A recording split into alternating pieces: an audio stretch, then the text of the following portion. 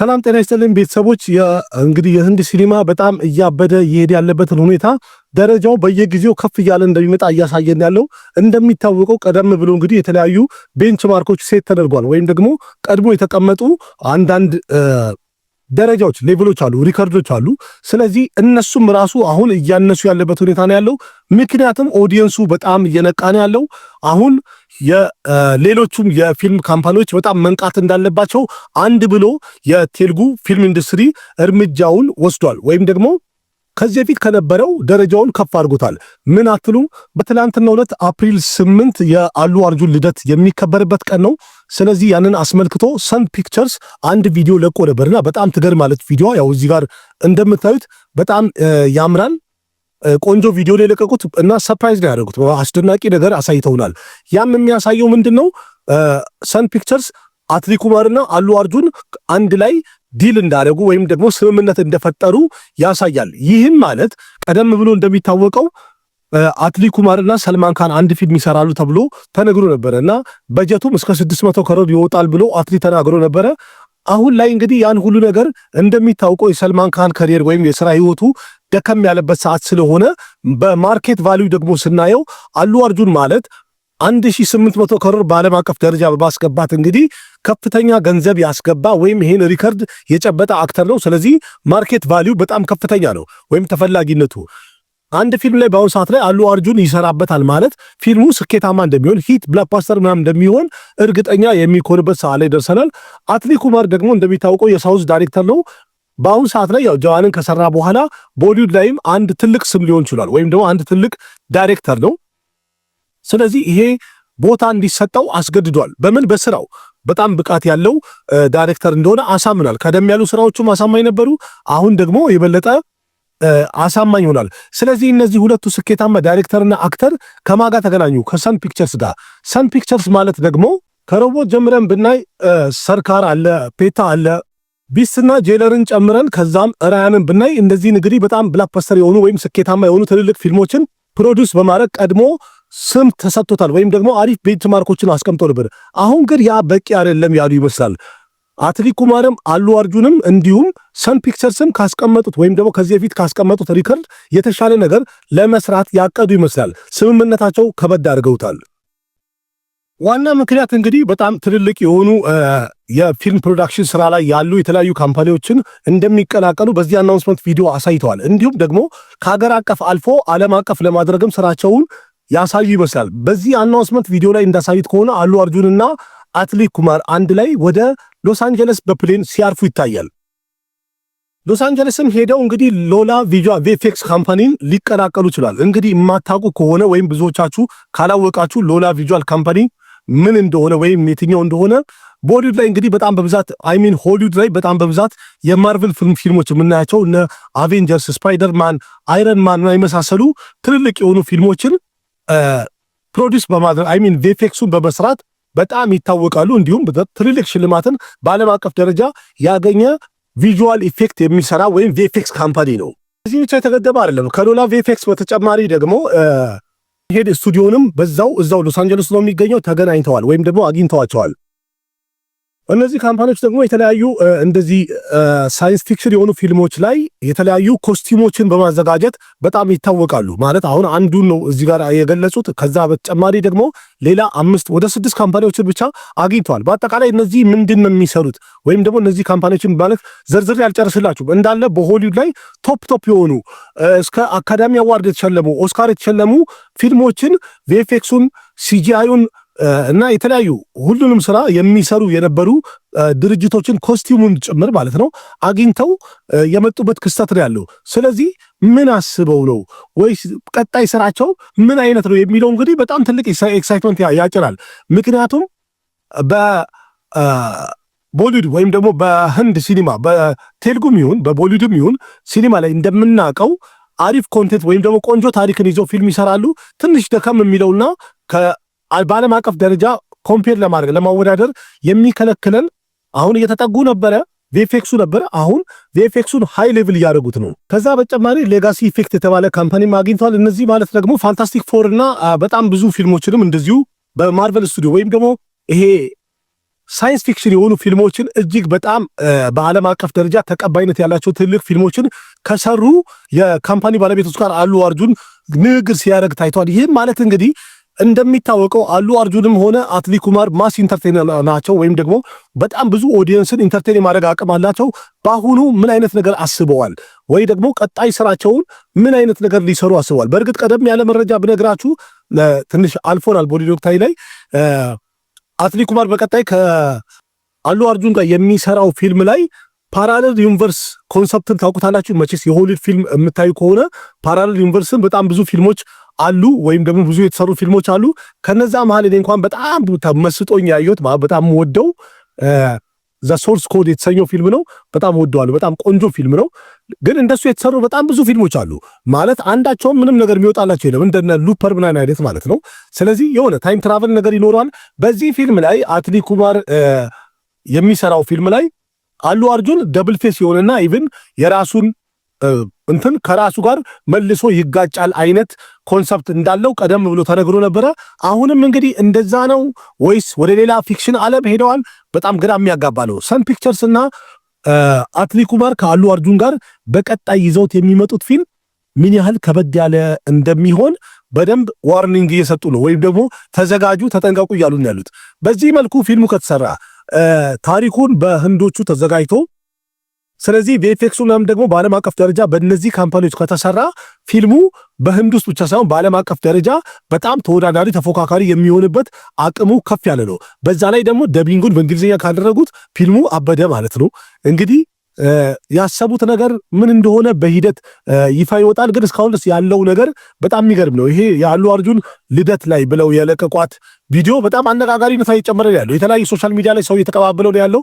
ምክንያቱም የሆሊውድ 5 ትልልቅ ካምፓኒዎችን አግኝተዋል። እነዚህ ትልልቅ ካምፓኒዎች በአጠቃላይ በምን ዙሪያ ነው የሚሰሩት? ስለ ሲጂአይ ታውቃላችሁ? ኮምፒውተር ጀነሬቲክ ኢሜጅ ማለት ነው። ይሄ ሲጂአይ አድርገው ፊታቸው ላይ የአንድ ሰው እንቅስቃሴን ወደ እንስሳ ወደ ተፈለገው መቀየር ይቻላል። ልክ ዳውን ኦፍ ዘ ፕላኔት ኦፍ ኤፕስ የሚለው ፊልም ላይ ጦጣዎቹን እንዳየነው ምናምን ማለት ነው። አንድ ሰው ነው እንቅስቃሴ የሚያደርገው፣ ግን ወደ ኮምፒውተር በሚገባ ሰዓት ላይ ያንን ኢሜጅ ወደ ፈለጉት እንስሳ መቀየር ይችላሉ። ከዛ በተጨማሪ ቪኤፍኤክሱ እጅግ በጣም ጥርት ያለ ወይም ደግሞ በዓለም አቀፍ ደረጃ ስታንዳርዱን የጠበቀ ቪኤፍኤክስን እንዲያዘጋጅ እንዲሁም የተለያዩ ከባድ ፍንዳታዎችን ሪል የሚመስሉ ፍንዳታዎችን የሚሰሩ ካምፓኒዎች፣ ከዛ ሌላ ደግሞ የእንስሶችን ቅርጽ እየሰሩ ፊልም ላይ እየተደረገ የሚሰራበት አይነት ካምፓኒም አግኝተዋል። 5 ካምፓኒ ቀላል አይደለም ለአንድ ፊልም ማለት ነው። ምክንያቱም የራሳቸው ደግሞ ሰን ፒክቸርስ አለ 6ኛ ካምፓኒ ሆነ ማለት ነው። ስለዚህ ይሄ ሁሉ ኮላቦሬሽን ለምን አይነት ፊልም ነው? ምን አይነት ነገር ይዘው ሊመጡ ነው? በእርግጥ ይባላል አይደለ ማለት አንድ አብዮትን ለመጀመር የአንድ እርምጃ በቂ ነው። ለምን አንዱን አይቶ ሁሉም ይከተላል? ለምን የዛ ስኬት በጣም ትልቅ ለውጥ ይፈጥራልና። ምክንያቱም አሁን የሳውዝ ኢንዱስትሪዎች ከመጡ በኋላ የፊልም ሂደቱ በጣም እየተቀየረ ያለው። በእርግጥ ስኬታማ የሆኑት ጥቂት ፊልሞች ቢሆኑም ግን ለውጠውታል፣ አብዮቱን ቀይረውታል። በማን ኤስኤስ ራጃሞሊ ባመጣው አንድ ስትራቴጂ ተቀይሯል ሙሉ ለሙሉ ማለት ይቻላል። ለምን ገበያውን ኮንትሮል ለማድረግ የሚደረገው ጥረት መቼስ ማንም ሰው ሰርቶ ውጤታማ ካልሆነ ስራውን መቀየር ግድ ይሏል። ጊዜው ወደ ዞረበት ኦዲየንሱ ነቅቷል። አሁን ሌላው ቢቀር እንኳን ያው ሲከንደር ላይ አይተናል። የሰልማን ካን የፈለገ ፊልም ፍሎፕ አይሆንም እየተባለ በሚወራበት ሰዓት ላይ አሁን ተመልካቹ ገንዘቤን ካወጣው ሊያዝናናኝ ይገባል። ሻሩክ ሆነ ሰልማን ሆነ አሚር ሆነ ኩመር ሆነ አያገባኝም፣ ኮንቴንቱ ጥሩ ይሁን የሚለው ነገር በጣም የሚፈልግ ነው። በፊልም ዓለም ላይ ትልቅ አብዮት ይፈጥራል። ለምን በአንድ አክተር ላይ ብቻ ስታክ አድርገን ረጅም ዓመት ዝም ብለን ልናይላቸው ልንታጠን አይገባም። ጥሩ ነገር ማቅረብና ጥሩ ነገር መስራት እንዳለባቸው በትክክል አሁን ይሄ ለቀጣይ ስራዎቻቸውም ትልቅ አብዮት የሚፈጥር ነው። ከማን ጋር እንዴት ኮላቦሬት አድርገው መስራት አለባቸው፣ በምን መልኩ መስራት አለበት፣ ይሄ በጣም ትልቅ ለውጥ ያመጣል።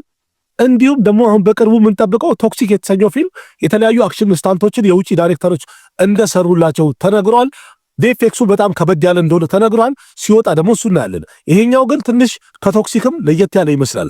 ብቻ ምን እንደሚሆን አብረን እናያለን። ለማንኛውም ፓራሌል ዩኒቨርስ የሆሊውድ ፊልሞችን ያላያችሁ ካላችሁ ሶርስ ኮድን ይዩት፣ በጣም ትወዱታላችሁ። ካሁንም የአሉ አርጁን ያው የመልኩን እንግዲህ እስካን እያደረጉት ያሉት ማለት እየወሰዱት ያሉት ምን አይነት ስራ ተጀምሮ ነው ምን ሊያደርጉ ነው የሚለው ነገር ደግሞ ገና አላወቅነውም። እንዴት ምን አይነት ፊልም ይሆናል ወይም ሳይንስ ፊክሽን ነው ወይስ እንደተባለው ፓራሌል ዩኒቨርስ ነው የሚለው ነገር ምንም እርግጠኛ የሚያደርግ ነገር የለም። ምክንያቱም የወጣ ምንም አይነት መረጃ ስለሌለ ብቻ ግን እነዚህ በፊልም ላይ በቪኤፍኤክስ አስማት የሚያሳዩ ሰዎችና እንዲሁም በታሪካቸው በአክሽናቸው ደግሞ የህንድ ኦዲየንስን በዓለም አቀፍ ደረጃ የህንድ ፊልም ተመልካችን እንዳለ ዋው ያሰኙ ትልልቅ የሲኒማ ሰዎች አንድ ላይ ሲገናኙ ይሄ አንድ ኮላቦሬሽን ብቻ ሳይሆን አንድ የሲኒማ ትልቅ ኢቨንት ነው የሚባለው። ይሄንን ኢቨንት ደግሞ በቅርቡ ምንነቱን ሙሉ ለሙሉ አናውንስ አድርገው እስከሚነግሩን ያለ ትዕግስት እንጠብቃለን።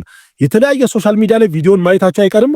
ከፈለጋችሁ ዩቲዩብ ላይ ግቡና ዩት ያው እዚህ ጋር ቀንጨብ አድርጌ አምጥቼዋለሁ። ምናልባት ኮፒራይት ከሌለው እንግዲህ እናየዋለን። በእርግጥ ድምጽ የለውም። አንድ ቢጂኤም የተሰማ እነሱ የሚያደርጉትን ነገር ነው የሚያሳየው። የተለያየ ንግግር ሲያደርጉ ይታያል። ይሄ ያላቸው ዲል ነው። ኢቭን አትሌት ኩማር እዚህ ጋር በእነሱን አሰራር እያየ በጣም ሲገረም ይታያል። አሉ አርጁንም በጣም ስለ ጉዳዩ ስለ ስክሪፕቱ ሲጠይቀው ሲነጋገሩ ይሰማል። በጣም ምርጥ ነው። እንግዲህ የቴልጉ ኢንዱስትሪ ትልቅ አብዮትን በድጋሚ ይዞ መጣ ማለት ነው። ስለዚህ አሁን አትሌት ኩማር ታዋቂ ዳይሬክተር ነው።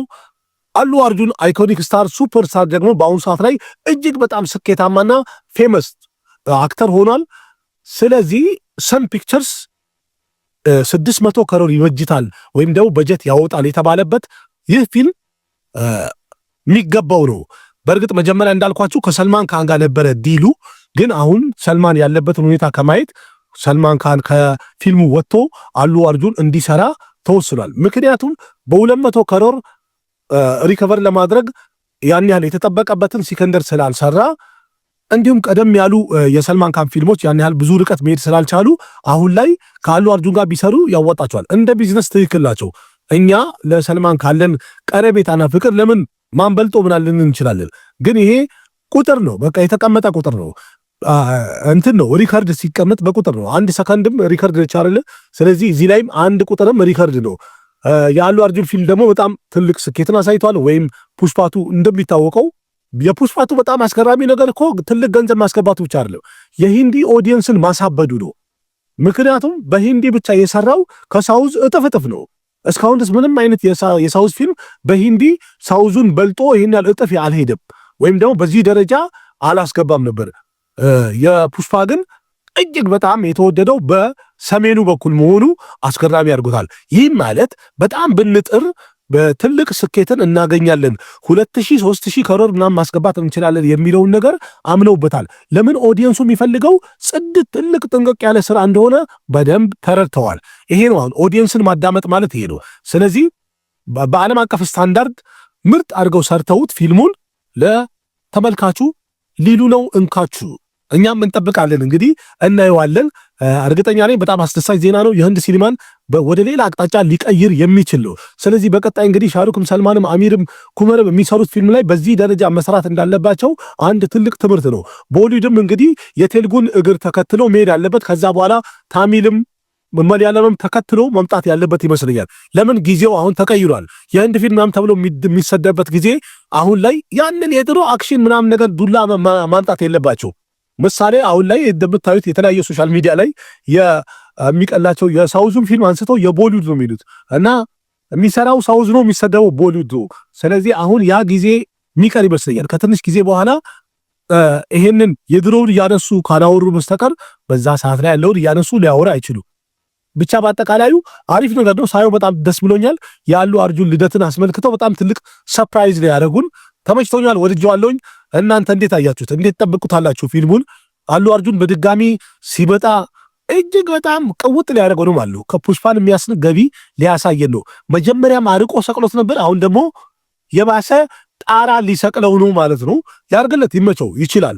ደህና ሁኑ። በሌላ ፕሮግራም እስከምንገናኝ አቅራቢያችሁ ቃሲም መካ ነበርኩኝ። ጉድ ባይ።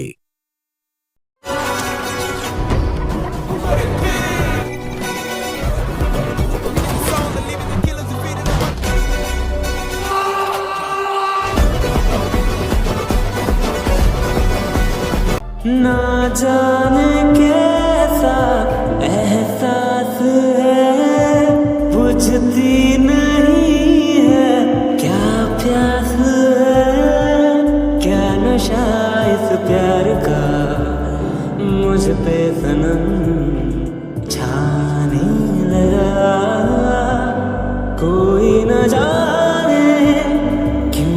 चैन होता है क्या करूँ हाय, कुछ कुछ होता है क्या करूँ हाय, कुछ कुछ होता है।